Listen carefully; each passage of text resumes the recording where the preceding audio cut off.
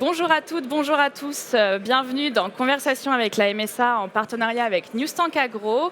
Chaque matin, un regard politique et social sur les enjeux du monde agricole. Nous sommes aujourd'hui au Salon de l'Agriculture pour échanger sur la gestion de l'épizootie de dermatose nodulaire contagieuse avec Bernard Simon, vice-président de la Caisse centrale de la MSA, et Martine Berthet, sénatrice Les Républicains de Savoie. Et tout de suite, on commence par le regard politique.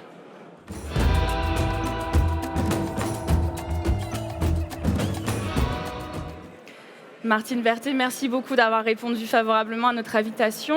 Vous êtes présidente et co-rapporteure d'une mission flash sur la dermatose et vous avez rendu vos conclusions le 4 février dernier avec un certain nombre de constats et de recommandations. J'aimerais revenir avec vous sur un sujet précis, le dispositif sanitaire. Il a été contesté par une partie des agriculteurs. Est-ce qu'il y avait une meilleure solution pour venir à bout de cette épidémie ? Alors non, et ce sont bien les conclusions de notre rapport. J'aimerais préciser quand même que ce n'était pas du tout un rapport de complaisance puisque nous étions 4 co-rapporteurs. Alors je présidais certes cette mission, 4 co-rapporteurs. Nous avons rendu nos conclusions de façon transpartisane et notre rapport a été adopté par la Commission des affaires économiques à l'unanimité des groupes. Alors non, il n'y avait pas, nous avons auditionné bien sûr tout le panel d'experts possibles, scientifiques, mais aussi le monde agricole. Il n'y a pas d'autre solution malheureusement que ce protocole qui était demandé par l'Europe, c'est-à-dire le dépeuplement total, les mesures biosanitaires, la restriction des déplacements. Auquel la France a ajouté la vaccination sur les zones concernées. D'abord, c'est une maladie qui est très contagieuse avec ces vecteurs que l'on pourrait qualifier de seringues volantes.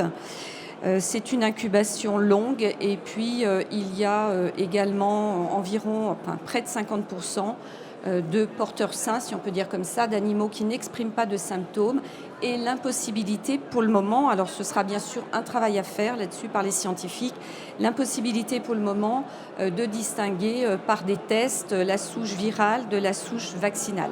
Par contre, nous avons effectivement la chance que ce vaccin existe. Est-ce qu'il y avait quand même des améliorations possibles qui auraient pu être mises en œuvre rapidement sur ce dispositif ? Alors, amélioration possible, oui, bien sûr. Nous avons fait nos 14 recommandations à la fois pour des améliorations de court terme.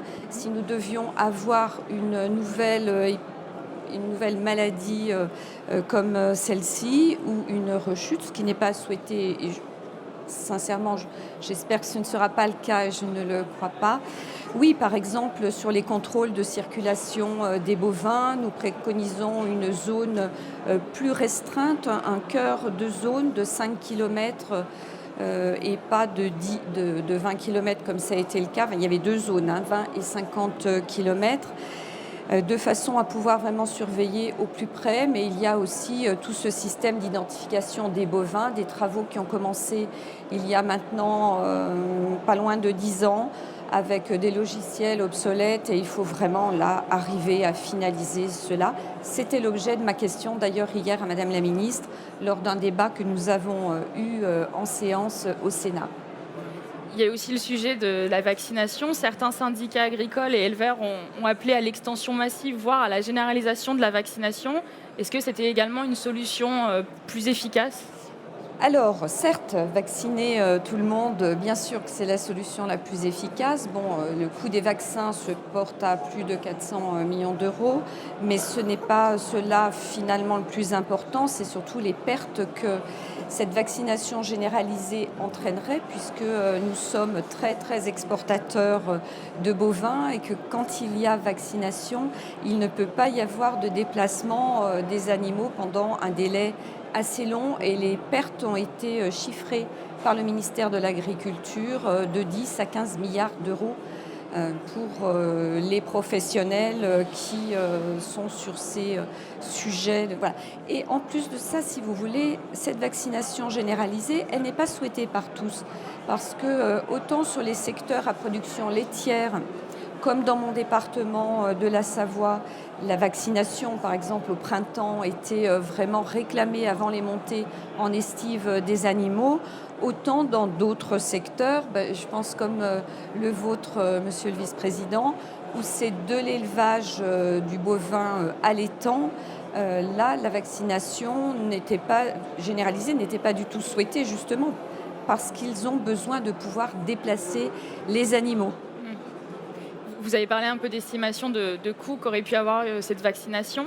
Est-ce qu'on a une première estimation du coût total de cet épisode-ci, à la fois pour les éleveurs et pour les finances publiques ?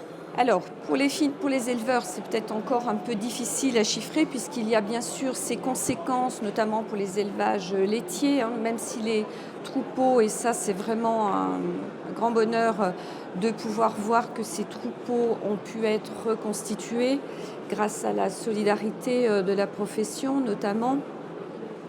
Il faut un certain temps aux troupeaux pour se réhabituer, pour retrouver une production au même niveau que celle qui existait avant le dépeuplement.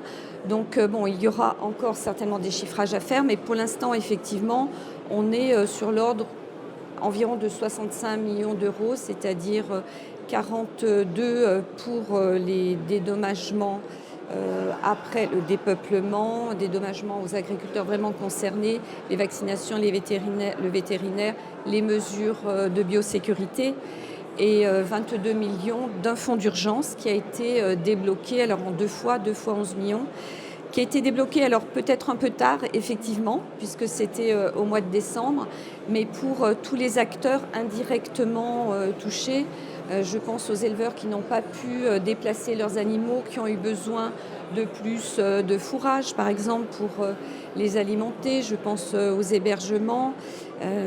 Je pense aux coopératives aussi, à tout l'aval de la filière qui a été concerné. Voilà, donc ces 22 millions d'euros permettent ces indemnisations, on va dire, annexes au dépeuplement par lui-même et tout ce qui allait avec sur la vaccination. Merci Madame la sénatrice pour cet éclairage. On se penche maintenant sur l'action de la MSA lors de cette crise.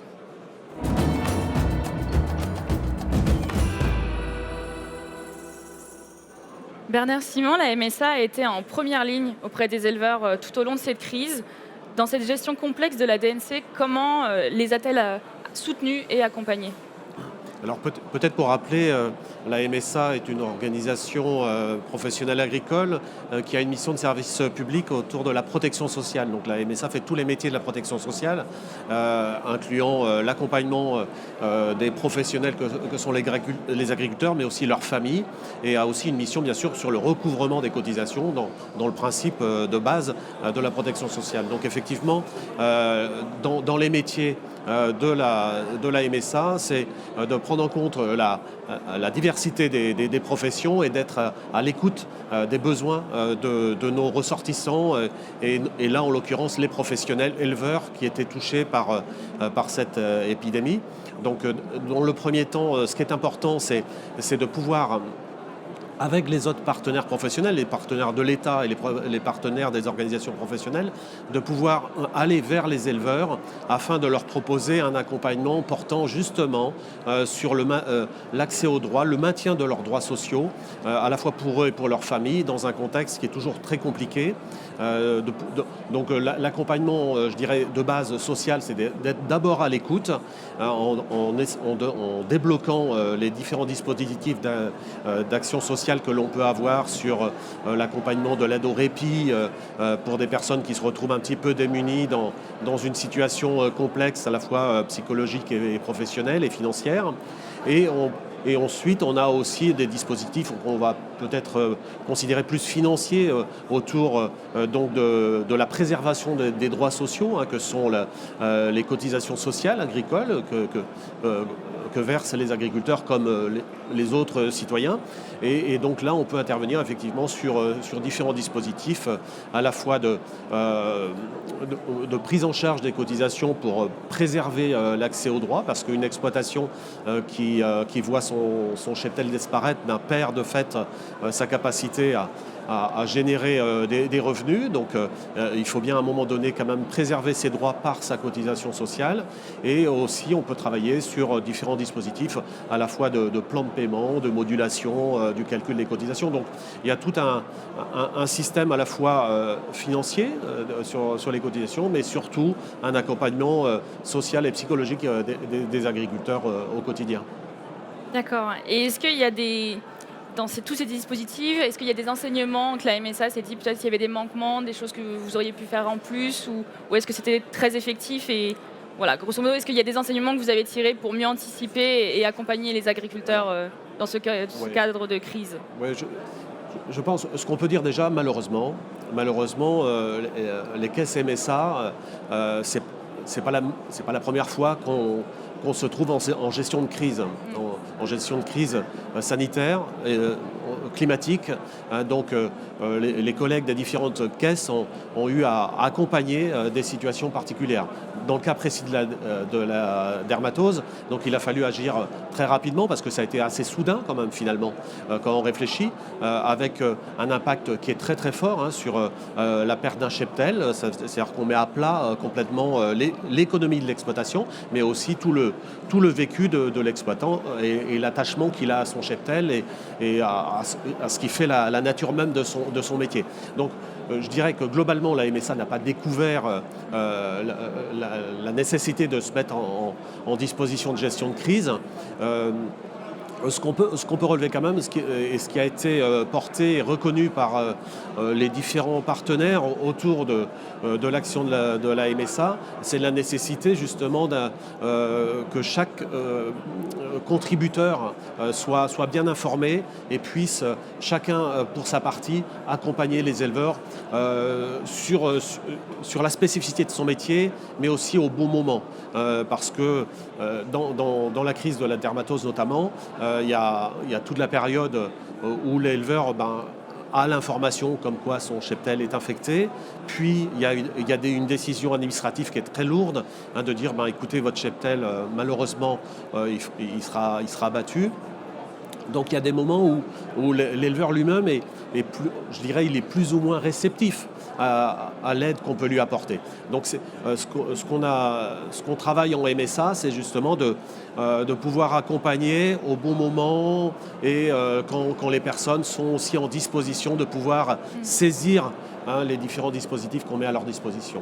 Oui, justement, on va parler de ce sujet douloureux, traumatique pour les agriculteurs, qui est le dépeuplement. Et là, je vais m'adresser à vous deux pour un dialogue croisé.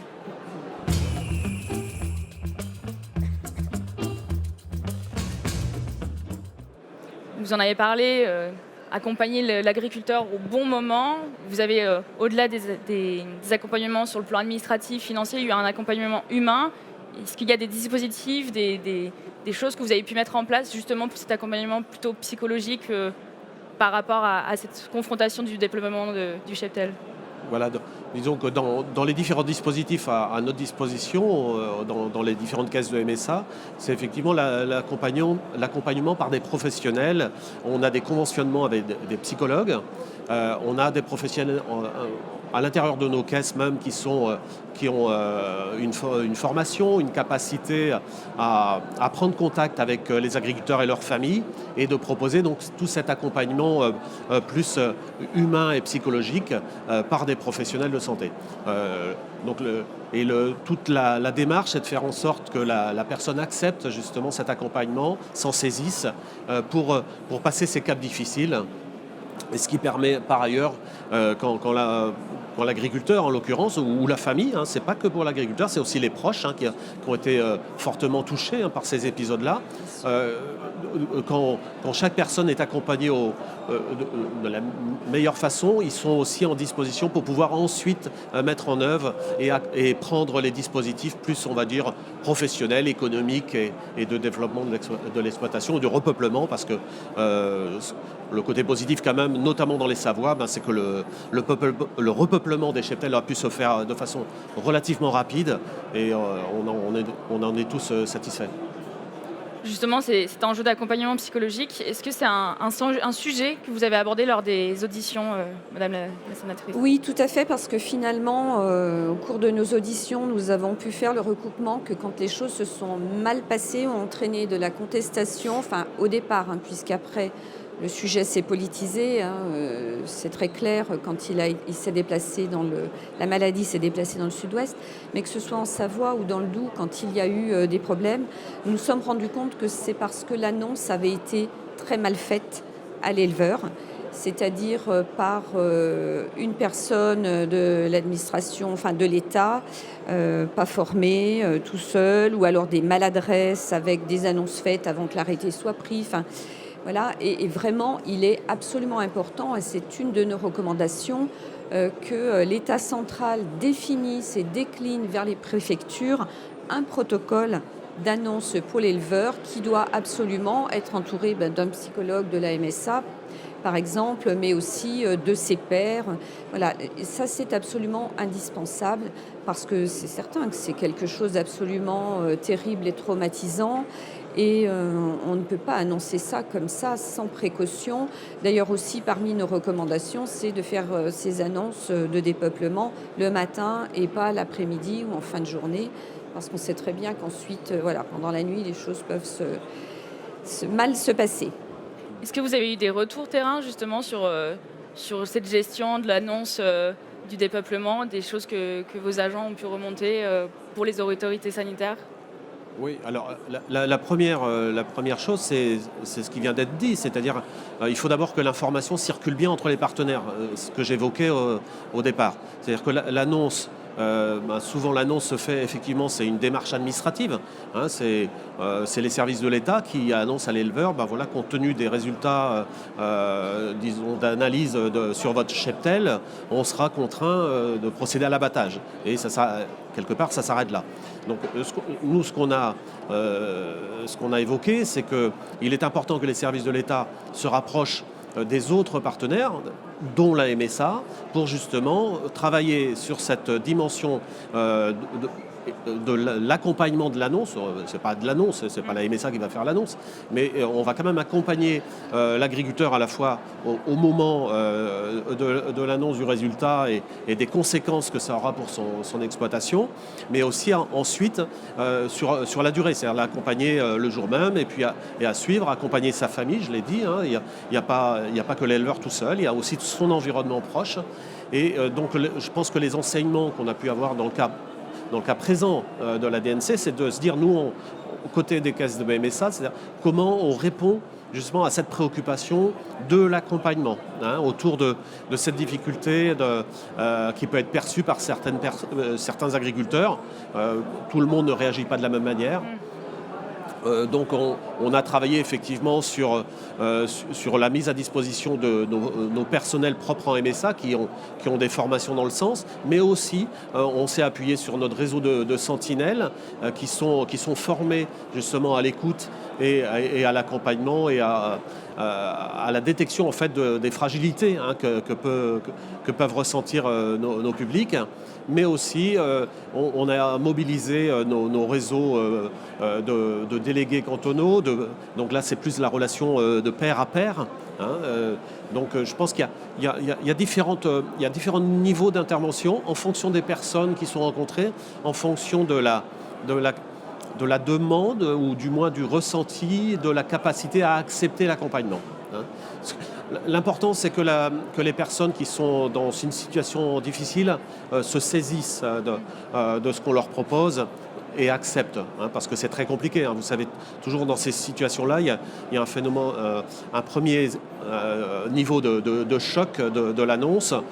Donc les gens ne sont pas forcément à l'écoute, ne sont pas forcément disponibles. Donc il faut construire petit à petit cet accompagnement. Et puis peut-être, pardon, si je peux ajouter 2 mots, peut-être aussi une parole scientifique qui doit arriver plus tôt. On l'a vu dans mon département, la parole scientifique est arrivée sur place, entre guillemets, fin juillet, donc 1 mois après le début de la crise. C'était trop tard. Il faut vraiment, parce que c'est à partir de ce moment-là, Quand l'explication scientifique a été donnée sur la maladie, sur sa contagiosité, sur le délai d'incubation qui est long, tout de même aussi les vecteurs, le mode de transmission, à partir de ce moment-là, je pense que tout le monde a bien compris la nécessité effectivement du dépeuplement. Donc ça fait aussi partie de nos préconisations dans notre rapport, c'est d'avoir une parole scientifique qui arrive plus tôt. Et puis également, au moment du dépeuplement, ce qui a été fait dans certains cas était très bien, je pense, c'est-à-dire que l'éleveur lui-même n'était pas sur place, mais d'autres voisins éleveurs qui sont venus gérer la situation et ne l'ont pas laissé assister à tout cela, et ça aussi c'est très important. Merci à vous. Merci à tous les deux. Nous arrivons à la fin de cette émission. Avant de terminer, j'aimerais vous entendre sur une dernière question, c'est la question flash.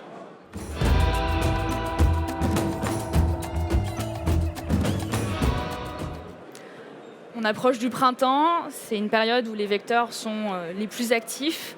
En une phrase, quelles sont selon vous les priorités à anticiper pour protéger au mieux les éleveurs et leurs exploitations ? Eh bien, dans les zones qui ont été concernées par la maladie, c'est bien sûr la revaccination. Nous avions souhaité, c'était la première recommandation de notre rapport, que le CNOPSAV, donc cette instance qui regroupe à la fois les scientifiques et les professionnels et l'État, que le CNOPSAV se positionne très rapidement là-dessus. Et effectivement, c'est ce qui a été décidé. Mais la ministre a bien précisé, lorsque nous nous sommes rencontrés dernièrement et que je l'ai questionnée à ce sujet, que les choses seraient organisées localement selon les besoins et selon les souhaits. C'est-à-dire que rien ne doit être imposé. Mais je sais que dans mon département, par exemple, c'est ce que je vous disais tout à l'heure, le souhait est d'avoir cette revaccination avant la sortie des animaux en pâturage et en alpage. Il faut vraiment que tout soit organisé selon les besoins locaux, mais je pense que localement, dans les endroits où il y a eu des foyers, 117 foyers en France, je pense que le souhait est vraiment de la revaccination. Tout le monde est traumatisé par ce sujet. Alors ça, c'est une chose, la revaccination, et puis surtout, aller très vite. Ça, c'est dans les mains des scientifiques. Je sais qu'ils travaillent dessus déjà, bien sûr.